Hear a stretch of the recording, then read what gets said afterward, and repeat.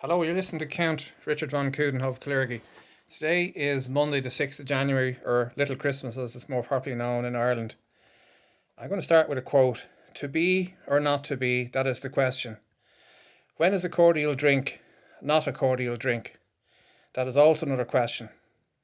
Dr. Ibn Joseph, a doctor in black studies, went for a meal in Galway Bay in Salthill and was served Ribena in a red wine glass, blackcurrant in a wine glass, and saw this as a racist act and put out tweets criticising the hotel. And she received a public apology from the hotel, but that wasn't enough, and took to Twitter to vent her anger and describing the person who did it as a sick joker and a racist, and encouraged other black people to visit the hotel. I wonder would she feel the same if she had got a glass of white wine, would she have seen that as being racist as well, or if she had ordered a pint of Guinness and was given Heineken. And if an educated person can think that way, it's not looking good. Personally, I think she's actually acting like a trade union representative and is more a cause of problem than a solution. And she's also Ray Darcy's friend. And strange enough, she later apologised on Twitter to the hotel but removed it.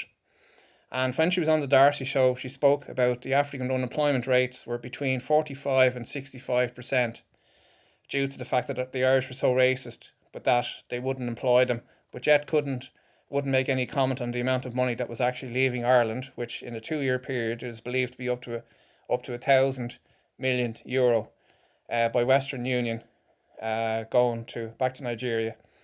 Coincidentally, similar to the figures that Noel Grealish gave out in the Dáil. And the hotel is considering legal advice regarding defamation. And I'd be very interested to see now if under hate speech laws, what about a law of being falsely accused of being a racist?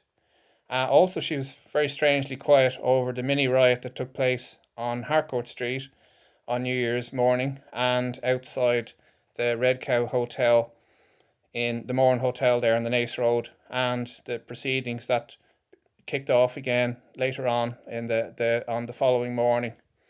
And she described the fact that at the Red Cow incident 39 policemen and a Garda helicopter were used, that she regarded this as a bit heavy-handed and a waste of Garda resources. Now, I spoke to somebody recently who actually had a friend of his was driving the Lewis and had to stop on Harcourt Street while all this was actually going on.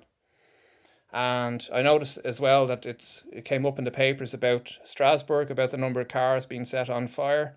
Well, this seems to be a problem that France has had for a number of years now, with over 1,000 cars being burnt out on New Year's Eve. Last year it was about 980, and the year before, 2018, it was in the region of 800 cars. So it seems to be a kind of hobby that the locals do every New Year.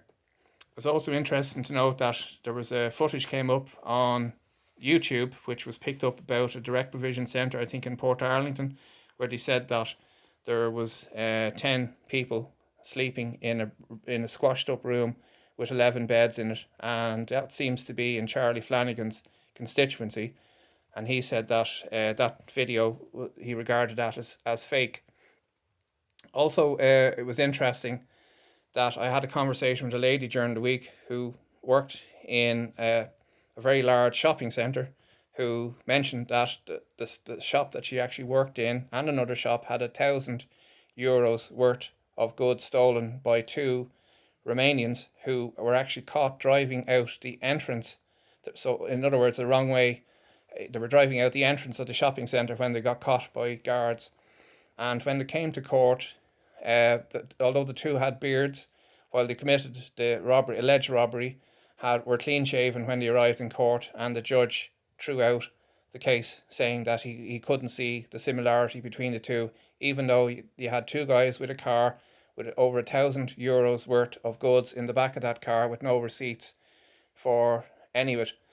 Now, I think this year it's going to have to be our year, and we're going to have to do something about breaking the narrative and getting the conversation out on migration. But we have to do it in a way that we can break the global narrative, but do it by choosing our words carefully. And if you consider that if you echo the words of the Dalai Lama, probably the world's most famous refugee living in exile in India, who, when he was interviewed in Stockholm in 2018, and again last year in June 2019 by the BBC, where he said that Europe was for the Europeans, Africa was for the Africans, and Asia was for the Asians, and that although people should be welcomed in and helped and educated, but he said ultimately they should be returned back to their country of origin when it's safe to do so, where the language, culture and traditions are more suitable. Also, we had an incident there of the guard nearly being run over there in Dundrum, disgraceful footage. And I'd like to end, if I may. I had a lady came up to me outside Holles Street, and very nice to see one of my subscribers, and we exchanged details, and very nice lady, and I thank you for her information. So I'm going to end on a quote from Thomas Aquinas that said that 3 things are necessary for the salvation of man: to know what he ought to believe, to know what he ought to desire, and to know what he ought to do. So I think we all have a choice this year, and hope that this is our year. And I'd like to further end from a quote that I like from Edward R. Murrow, and that is: a nation of sheep begets a government of wolves, and we really are surrounded by wolves. So thanks for listening. Good night. God bless.